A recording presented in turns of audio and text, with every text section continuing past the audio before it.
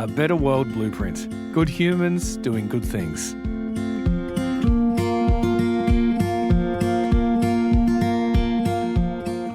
When bad things happen in the world, like the devastating fires in LA, we tell our children to look for the helpers. We try to show them the light that balances the dark. Because while bad things happen, good things do too. And it's important that we all remember that. Which is why on this podcast, I talk to people who are making the world a better place to try to add a little bit of balance. This is A Better World Blueprint. We live in a society that is obsessed with staying young. As a woman approaching 50, that becomes more apparent to me with every year that passes. And while I might make jokes about using Botox, I still take a great interest in creams that claim to erase wrinkles and bags under your eyes. So I am very interested in the work of my next guest. Faith Agugu founded Silver Sirens, an over-50s women's network that's all about embracing the wisdom and power that comes with ageing. I hope you enjoy this chat with Faith Agugu, psychotherapist and founder of Silver Sirens. Hello, Faith, and welcome to A Better World Blueprint. Thank you for having me. It's a pleasure. I must admit I was thrilled to hear about the work that you're doing, being a woman approaching 50 myself. But I'm just wondering what led you to this work to begin with. Like, did you have a aha moment or something along those lines? Like, how did you decide that doing Silver Sirens was what you wanted to do? Yeah, I guess I didn't really think of it as something that I wanted to do. I mean, before I started the journey, I hadn't really thought about the aging process myself. I'm a woman that at the time I'd gone through my own midlife transition. We call it midlife crisis. And I believe we call it crisis because there's not much language or conversations around it. So when women hit that stage, there's that sense of overwhelm, confusion about what's going on. So I think it's labeled with midlife crisis, but I really think it's a midlife transition and it's a midlife invitation. But the reason why I started it was that like I said, I'd gone through my own and I had given up a job. I had a fashion agency for many, many years. And I come to a point where that wasn't working anymore and I had to let that go. And it was a very, very difficult situation to come to because I was a child-free woman. I would have considered myself more childless then because there was a lot of negativity and pain around it. But at the time, I wasn't in a relationship. I didn't have children. My family were overseas. My sense of identity was so wrapped around my business that when the business wasn't working, I had to let it go. I really fell into a depression and a real identity crisis and a sense of worth. Who am I? What am I if I don't have this business? So I went through a process of coming to peace with this phase in my life without my business and what that meant. And it meant that I had to go back to uni, study, start a new career. So I moved from the fashion industry to working as a therapist. And it was with that work as a therapist, and I was still quite new in this area when it started to happen, but women were sent to me very organically. Just one friend would recommend me and then someone else. And the first woman what really struck me was that she was really depressed around aging. She was in a real existential crisis around this transition in her life. But on top of that, she had all of this real negativity around what it meant to be an aging woman. And I guess what struck me was that I'm from a culture that we absolutely celebrate aging and we revere aging. So even though I'd worked in the fashion industry and understood the negativity attached to it, I felt that the negativity around aging was only specific to my industry. I didn't realize how pervasive it was. So when this woman started to share with me all of these negative beliefs that she'd internalized, that she'd heard around aging and a fear around aging and a belief that she was going to lose her value, lose her worth because she no longer had her youth and that she was going to become invisible. Hearing those really got my attention. So I started doing some research around the thinking around aging, the Western thinking around aging.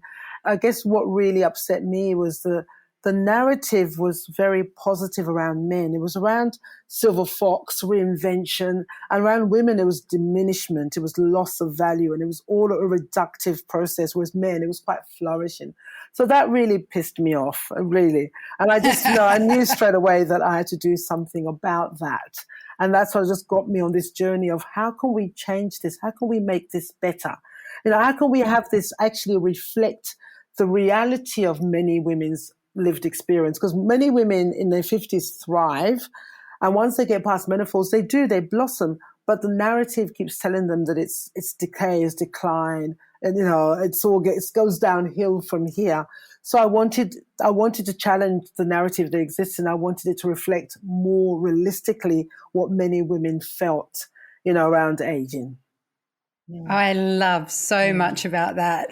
And I definitely want to talk to you more about that and explore how you achieved what you have now. But if we could go back just a step to that beginning, that point where you yourself were, I suppose, in a moment of crisis, because you're talking about this incredible realization you had, and we will go on to talk about what that looked like. But I'm really interested in that point where I guess you were at the bottom. It sounds very painful. Yes. Like I love how you moved out of it. I love how you evolved out of it. But I'm wondering if you have any thoughts on just things that you did that helped you move on to this realization that you eventually had, and going back to study and all of that. Was there anything that helped move you towards that space? Look, there were many things. First of all, I think about friendships. Initially I felt a lot of shame, again, because of that identity was so wrapped up around my business and what I did, that when it all fell apart and I literally closed the doors and let go of all my stuff, let go of everything, closed the doors and went home, I fell into that huge heap. There was a lot of depression. And I realized that the dominant feeling, as a therapist, I'm always going back to feeling, but the dominant emotion at the time was shame. I felt embarrassed and shame that I had nothing, that I'd worked so hard for 14 years for this business and there was nothing left. And I felt really embarrassed about sharing it with people, and I really retreated. And I realized that, if I was going to move through that I would have to reach out to my friends and actually share with them what was going on and allow them to support me. And that's kind of really what happened, after a few days of lying in bed, licking my wounds, I reached out to some really dear friends, and, and they all came around me. And what I love about the difference between the way men and women deal with stress is that we have that secret weapon called tend and befriend. When women are in crisis and in pain, they will reach out to each other and they will get that support, whereas men might go off into the cave and work it out themselves. So that tend and befriend really showed up for me, and all these beautiful women came around me, and I love the ocean. So I had my swim buddy that every 6 o'clock in the morning, she would pick me up and we'll go and swim laps. And while we were swimming the laps in the women's pool in Coogee, we would talk about what was going on. I'll tell her all my fears and disappointments and negativity and lack of self-worth. I would just let it all out. And as a therapist, again, I know that healing happens when we really share openly all of those dark, deeper secrets. They always say, I love the saying that we're only as sick as our secrets. And I believe that to be true. And we don't have to tell everyone. We don't have to go on social media and blast it. But find a few people where you can share all of it with, and it just loses its power once it's all said, And then from that point of knowing what the worst feelings were and the most debilitating beliefs I had about myself, from that place I could start to rebuild. So that's exactly what happened. My friends would suggest things. I started to come up with new ideas. And when we're in crisis, we're in that part of our brain, which is the amygdala, which is that fight, flight, freeze fawn, that we can't think, we can't problem solve, we can't come up with ideas. But as soon as we start to relax and move out of that space, ideas start to flourish. And that's exactly what happened to me. Suddenly I remembered that I had a modality to teach English as a second language. I remembered that. So I went off and I did that for a while. I still worked in the fashion college, FBI at the time. So I started some more shifts there. I slowly started to pull myself out of that. And I started to kind of think, and which is so indicative of this age, is when we were looking for our careers in our 20s and 30s, what was important was very different then. In our 40s and 50s, we want to do things that actually contribute, or we want to give back. We want our work to be meaningful, like really meaningful, you know. So I started to explore that, what was now meaningful to me. And I realized that it's always been important to me about being of service. You know, I learned that from my father. So I started to really look at that. What did being of service mean now at this stage? And giving back and working with people, therapy, all of that was a natural fit. And, you know, when I was deciding what career to take on, I had 3 criteria. Having worked in the fashion industry forever, and fashion is like lots of running around, standing up, I knew that my next career I had to be able to sit down. That was really important. You know, number 2 was the hourly rate had to be high. Retail and fashion is not great hourly, so the hourly rate had to be high. And number 3 was I would actually get better with it as I age. Because I grew out of fashion, I had to grow into my next career. So sitting down, saw myself this vision of this greying woman, rocking chair, still seeing clients. And I was like, yeah, I like that. Oh, God, I love that. And something else that you mentioned in terms of how you approached this idea of aging and when women came to you was that in your culture that you revere and respect the aged. Can you talk to me a bit about your specific culture and what that looks like? I was born in Nigeria, so a lot of traditional cultures, so it's not limited to my culture. But I think there is a big difference between the collective cultures and the individualistic cultures, which is more the Western cultures, where it's about the person, it's about youth, you know, it's about the next shiny thing. And there's a real lack of appreciation of the lived experience of the humans in their lives. When you think about all the wisdom that comes with lived experience, it baffles me that gets thrown away and older people are thrown into nursing homes literally to waste away when they've got all of this beautiful wisdom to give. So for me, I'm so grateful that my culture has that. And it's a natural part of my culture. I saw my mother come into her own in her 50s. You know, she no longer was worried about us. You know, we were all doing our own thing. She traveled, she studied, she broke up with my father, so she had new relationships. I just saw this wonderful example of blooming in midlife, you know. So her plus my cultural landscape meant that for me, I took it for granted that I would get better. And I always say, you know, I've always believed that I would get better with age. That is the absolute truth. And I'm living that because I am actually experiencing that I'm getting better with age. Speaking of that role modelling that you had from your mother, it seems to me that what you've created with founding Silver Sirens is almost giving women who don't have a role model something to aspire to. I know you went back to uni to study psychotherapy and then you graduated and you're practicing there. What was the next step once you thought, I can do something more with this in terms of women and aging? Like, how did you go about founding Silver Sirens? So there's been a huge evolution from that beginning to now. I mean, Silver Sirens is going to celebrate its 7th year the first few weeks of March. So we'll be 7. So when I started it, I had absolutely no idea how it would look. I just knew that I had this idea. And it was around, we want to change the narrative. It was kind of like, it's a big concept, change the narrative. What does that mean? You know? So I did, I guess, what I know how to do, which is to have an event. You know, I've always done through PR, my business, I'm always doing events. So it's a really familiar place for me. So I created the very first Redefining Aging event. So it was a full day conference and I wanted to cover topics that I'd never heard spoken amongst women out loud. You know, we talk to each other privately. So we just had beautiful day, 12 speakers, 3 different categories, and we talked about those issues. And the feedback I got from the women, and I was so nervous about it, like putting on something that's completely new, no idea whether it's going to be well received. I was so encouraged by the women that attended and the feedback that I got, because every woman just said, wow, this is absolutely amazing. I've never been to an event that wasn't trying to sell me something, trying me to buy a new plan or something, but that was just nurturing me as an aging woman. And that I was the center and I was the focus, not about me looking better or me, I was who I was and what I was growing into, and this current stage in my life was the focus. And it was the first time that I could look at this as something aspirational and not something that was negative. And that really, really inspired me. And that's kind of really how it started. I was working full time. I had no funding and I don't really have very much fun. So there wasn't like that I could create this massive business or movement.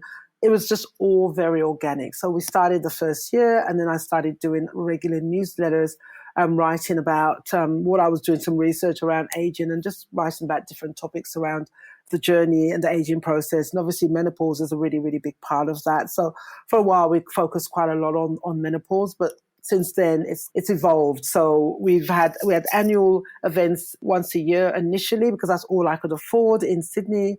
And then last year we did redefining aging events across Australia, which was again met with absolute enthusiasm. Like we sold out on all our tickets within weeks. So now we started off as a Sydney event. Now it is a national event, and we have community from all around Australia.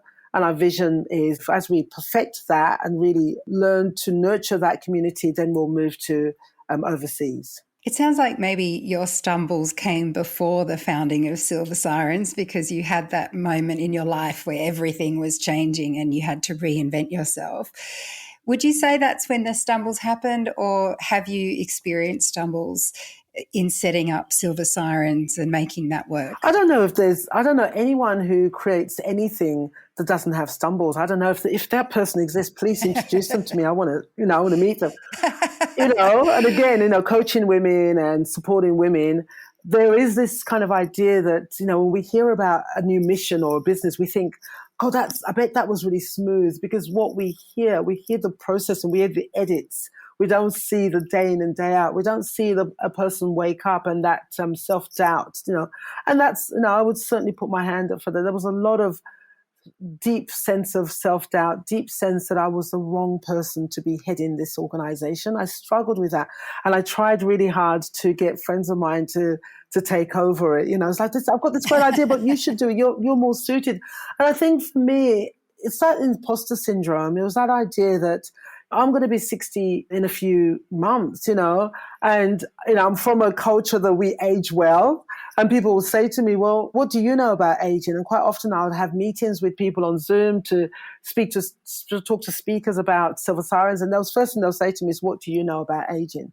So I really felt like an imposter. It's like, who's this person who, according to society, I'm not struggling with aging because I don't look my age, and that's supposed to be a compliment, which I don't think it is.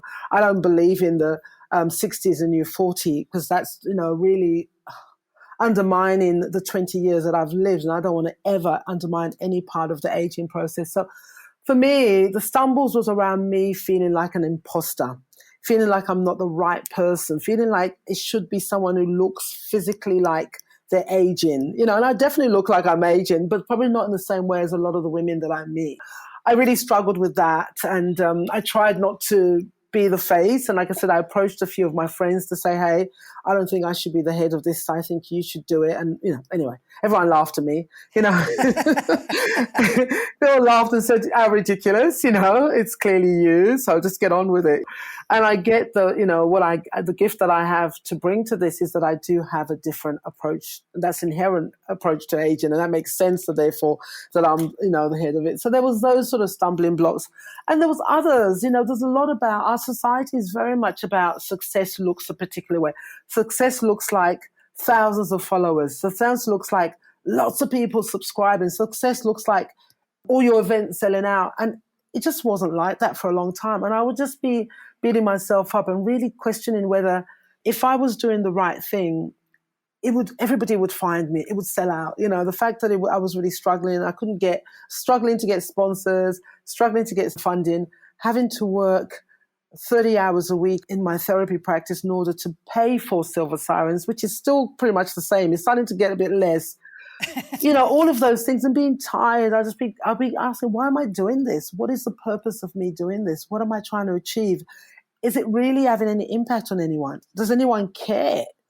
So those are the things that I had to kind of overcome, and I've gone through different levels of that. And I would say last year, 2020, probably 2023 was the hardest. That's really when I felt like I was in a real existential crisis around it. And I was really questioning what I was doing, why I was doing it, if it was having any impact at all, And then I just came to a place of, this is a community for me, but it was a community that I thought I was creating for other women, but I was actually creating a community that I could grow into. And if that's all that happened, that we had our events once a year and had our Facebook group, that I was okay with that. And since that surrender, which it was, it's actually blossomed from there, and that's from there that I took it interstate, and from there that it's suddenly grown exponentially, So, yeah, I think the stumbles are just a natural part of evolution of growth. Has this work changed you? Wow, completely. I feel like it's turned me inside out. I think that I'm like a lot of people, I'm very, I've got a healthy amount of low self-esteem. I'm still very confident in some ways. There's low self-esteem and this sense of image management.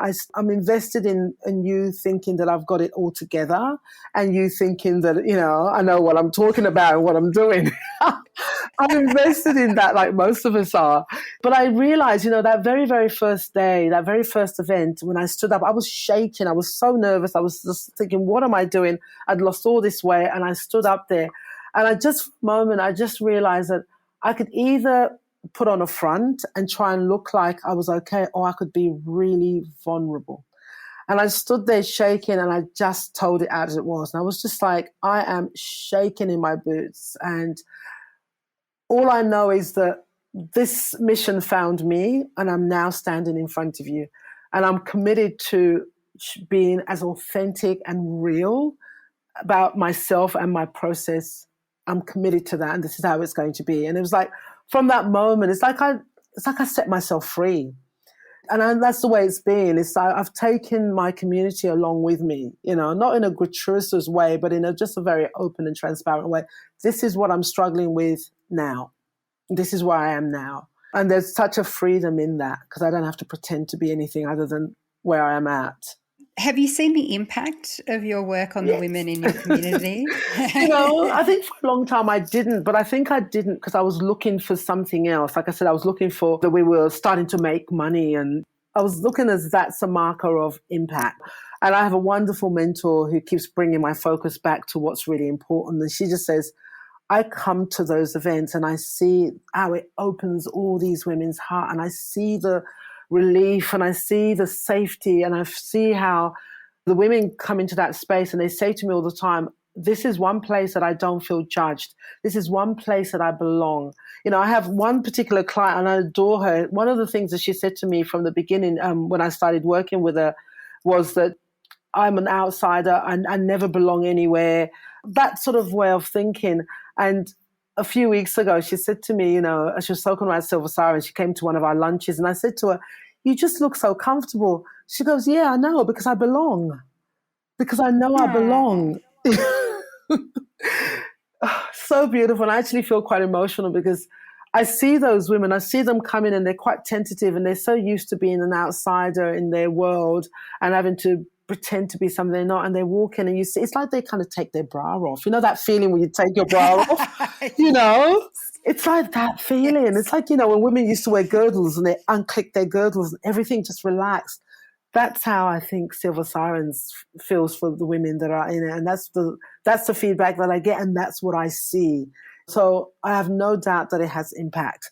And what I get now, the impact is something different from what I thought it would be. It's amazing, Faith. Thank you so much for speaking with me today. My absolute pleasure. Faith Agugu, psychotherapist and founder of Silver Sirens. As Faith mentioned in our chat, our elders have a wealth of wisdom to share. So if you'd like to hear more of Faith's wisdom, check out the links in the episode notes.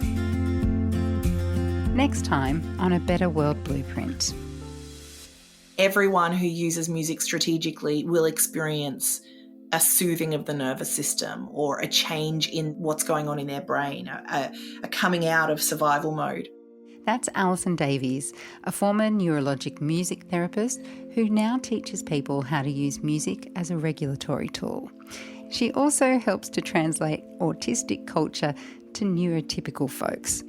Alison is my next guest on A Better World Blueprint. I hope you'll join me then.